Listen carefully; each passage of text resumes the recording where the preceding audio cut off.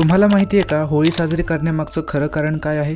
पौराणिक कथेनुसार हिरण्यकशिपू हा अत्यंत शक्तिशाली राक्षस राजा होता, ज्याला एक वरदान प्राप्त होते. त्याला कोणताही माणूस किंवा प्राणी मारू शकत नव्हता.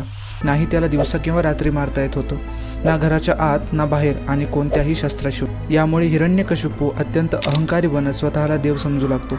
पण त्याचाच पुत्र प्रल्हाद हा विष्णूचा निस्सीम भक्त होता. त्याने स्वतःच्या पित्याची सेवा करण्यास नकार दिला. प्रल्हादची विष्णूवरती असलेली भक्ती पाहून आणि त्याच्या स्वभावामुळे हिरण्यकशिपू प्रल्हादला मारण्याचा प्रयत्न करतो. अनेक प्रयत्नानंतर तो त्याची बहीण होलिकाकडे जातो, जिला वरदान प्राप्त होते की अग्नी तिची काहीही हानी करू शकत नाही. प्रल्हादला जाळ्यामध्ये अडकवून होलिका त्याच्यासोबत जळणाऱ्या चितेवरती बसते.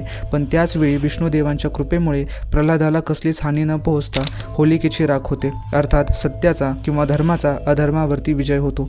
हीच घटना लक्षात ठेवण्यासाठी होलिका दहन केले जाते आणि दुसऱ्याच दिवशी रंगपंचमी खेळली जाते, जे की वसंत ऋतूचे आगमन घोषित करते. हे कारण तुम्हाला माहीत होतं का? कमेंट्समध्ये नक्की सांगा.